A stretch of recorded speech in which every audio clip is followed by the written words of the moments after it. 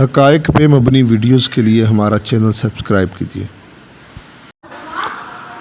ناظرین، آپ نے اہل تشیع کی منائی جانے والی شام غریبہ کے بارے میں تو سنا ہوگا۔ شام غریبہ میں کیا ہوتا ہے، کہاں منائی جاتی ہے، روشنی کیوں گل کر دی جاتی ہے اور وہاں کیا حرکات و سکنات ہوتی ہیں، یہی بات جاننے کے لیے میں پچھلے سال G62 امام بارگاہ میں گیا۔ چونکہ میں اہل سنت تھا، اس لیے میرا جانا وہاں تھوڑا سا مشکل فیصلہ تھا۔ میں نے اپنے اہل تشیع دوست سے امام زمن اور کالے کپڑے منگوا لیے تاکہ وہاں مجھے کوئی پہچان نہ لے اور یہ نہ سمجھے کہ یہ کسی اور نیت سے کیا کرنے آیا ہے۔ لیکن ناظرین، جب میں وہاں پہنچا تو لمبی قطاروں نے مجھے اور بھی ڈرا دیا۔ لمبی لمبی قطاریں، ہر طرف کالے ہی کالے کپڑے، ہر طرف سوگ کی فضا اور ہر طرف کوہرام نوحے۔ میں مزید ڈر گیا۔ خیر، مجھے یہ جاننا تھا کہ وہاں آخر ہوتا کیا ہے۔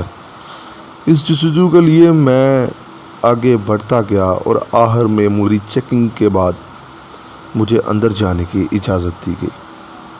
ناظرین، شام کا وقت تھا اور نماز مغربین ادا کی گئی۔ میں نے بھی ہاتھ کھول کر نماز پڑھی، چونکہ میں انہیں یہ شو کرنا چاہتا تھا کہ میں بھی اہل تشیع ہوں۔ ناظرین، وہاں پہ میں نے مجمع دیکھا، کناتیں لگی ہوئی تھیں اور مجمع نیچے بیٹھا ہوا تھا۔ 8 بجے کے قریب نیاز بانٹی گئی، لوگوں نے لنگر کھایا۔ میں نے بھی قباحت دل کے ساتھ وہ لنگر کھا ہی لیا۔ لیکن ناظرین، جب ان کے مولانا صاحب آئے، وہ ممبر پہ آ کے بیٹھے تو جیسا میں نے اور آپ نے سنا تھا بالکل ویسا ہی ہوا۔ تمام بتیاں بجھا دی گئیں اور علامہ صاحب ممبر پہ تشریف فرما ہوئے اور یوں گویا ہوئے، اِنَّا لِلَّهِ وَإِنَّا إِلَيْهِ رَاجِعُونَ۔ ان کا یہ کہنا تھا کہ ایسے کوہرام مچا کہ جیسے کسی جوان بچے کی میت گھر میں آ گئی ہو۔ میں مزید ڈر گیا کہ یہاں اب کیا معاملہ ہوگا۔ ناظرین، وہ علامہ صاحب حضرت امام حسین علیہ السلام رضی اللہ عنہ کی ساری کہانی بیان کرنے لگے۔ انہیں کیسے قتل کیا گیا، ان کا آخری سجدہ تک بیان کیا گیا۔ یہ بات واقعات سنتے ہی میری آنکھوں سے بھی آنسو آ گئے اور میں بھی زار و کتار رونے لگا۔ احباب، اس مجلس کے ختم ہونے کے بعد دوبارہ نیاز بانٹی گئی اور مجلس منتشر ہوئی اور میں اٹھ کر اپنے گھر آ گیا۔ لیکن میرے ذہن میں ایک سوال پھر وہی رہا، وہ جو شام غریبہ ہمیں بتائی جاتی ہے وہ آخر کہاں ہوتی ہے؟ میں پاکستان کی دوسری سب سے بڑی مجلس شام غریبہ میں پہنچا تھا۔ اگر وہاں یہ کچھ نہیں ہوتا تو پھر کہاں ہوتا ہے؟ میں اہل سنت کے بیس میں بھی نہیں گیا تھا کہ مجھ سے کچھ چھپایا جاتا۔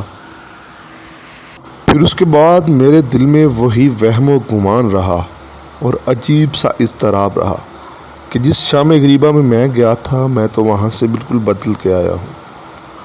مجھے بھی امام حسین کے غم میں رونا آیا ہے۔ ناظرین، یہاں میں وضاحت کرتا چلوں کہ میں الحمدللہ اہل سنت سے ہوں اور میں نے کبھی نہ ماتم کیا ہے اور نہ ہی کوئی زنجیر زنی اور نہ ہی ایسی توہمات کو مانتا ہوں۔ مجھے اپنے محلے کے ایک عالم صاحب ملے جو ہماری مسجد میں نئے نئے جمعہ پڑھانے آتے تھے۔ محرم کے ایام میں انہوں نے بھی ویسے ہی ذکر کرنا شروع کیا۔ جمعہ والا دن تھا اور لوگ ویسے ہی زار و کتار رونے لگے۔ انہوں نے بھی امام حسن علیہ السلام اور امام حسین علیہ السلام کا مکمل قصہ لوگوں کے سامنے کھول کر رکھ دیا اور ان کی درد بھری شہادت کو لوگوں کے سامنے پیش کیا۔ میں نے موقع غنیمت جانتے ہوئے ان سے پوچھ دیا، آپ کہیں اہل تشیع تو نہیں؟ امام صاحب مسکرائے اور کہنے لگے کہ شام کی نماز کے بعد ملاقات کے لیے آنا، تب بتاؤں گا۔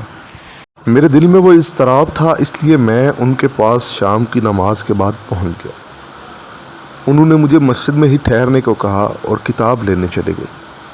جب وہ گھر کی لائبریری سے کتاب اٹھا کر لائے تو آ کر مجھے کہنے لگے، بیٹا، تم نے جو آج سوال کیا ہے لاکھوں لوگ مجھ سے کرتے ہیں۔ میں اہل بیت کا ذکر قدرے زیادہ کرتا ہوں اور محرم آنے پہ میں ہر ذکر چھوڑ دیتا ہوں اور صرف امام عالی مقام کا ذکر کرتا ہوں، جس کی وجہ سے مجھ سے کافی فتوے بھی لگ چکے ہیں، لیکن میں تمہیں اہل سنت کی محترم کتابوں سے امام حسین کا غم رسول اللہ صلی اللہ علیہ وآلہ وسلم کی سنت سمجھ کر سمجھاتا ہوں۔ ناظرین، پھر انہوں نے مجھے حضرت ام سلمہ کی ایک روایت بتائی جس میں رسول اللہ صلی اللہ علیہ وسلم ان کی خواب میں آئے اور وہ غم زدہ تھے اور وہ رو رہے تھے اور وہ کہہ رہے تھے کہ میرا بیٹا، میرا نواسہ بے دردی سے شہید کر دیا گیا۔ یہ سن کر میرے رونگٹے کھڑے ہو گئے کہ ہم تو ہمیشہ اسے بدعت اور تبرع سمجھتے رہے ہیں، لیکن غم حسین تو سنت ہے۔ اس دن میں نے ان علامہ صاحب سے پوچھا، کیا آپ بھی شام غریبہ کی حقیقت کو مانتے ہیں؟ تو انہوں نے تجسس سے کہا کہ شام غریبہ تمہارے نزدیک کیا ہے؟ میں نے اپنی ساری سٹوریاں جو بچپن سے سنی تھی سب اینڈ ٹو اینڈ سنا تھا، اور وہ بڑے معتدل آدمی تھے اور تمام فرقوں پہ عبور رکھتے تھے۔ انہوں نے مجھے کہا کہ بیٹا، تم نے کبھی سنا کہ یہ کام یہودی اور عیسائی کرتے ہیں؟ میں نے کہا اجتماعی طور پہ آج تک میں نے ایسی کوئی بات نہیں سنی۔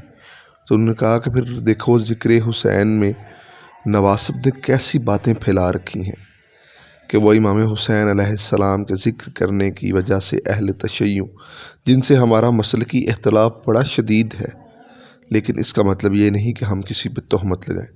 تم جب خود جا کے دیکھ چکے ہو تو تمہارا کام بنتا ہے اس چیز کا پرچار کرو اور اپنے باقیوں ساتھیوں سے بھی یہ غلط فہمی شیئر کرو۔ امام حسین علیہ السلام کی قربانی عظیم قربانی ہے اور اسے بغیر کسی فرقہ، رنگ، نسل اور مذہب کو سوچے بنانا چاہیے۔ میں نے بھی پھر اس دن تہیہ کر لیا کہ میں بھی اپنے بڑوں کی طرح ہر 10 محرم الحرام ان کی یاد میں آنسو بہایا کروں گا اور اپنے مسلک پہ رہتے ہوئے ان کی نام کی دیگیں اور سبیلیں چڑھایا کروں گا، اور آئندہ میں ہر اپنے مسلمان بھائی جو اہل قبلہ ہے اور ختم نبوت پہ یقین رکھتا ہے اس کا احترام کروں گا۔ خدا کرے کہ ہم جمعیت رسول کو قائم رکھ سکیں۔ ہمارا چینل سبسکرائب کیجیے۔ بہت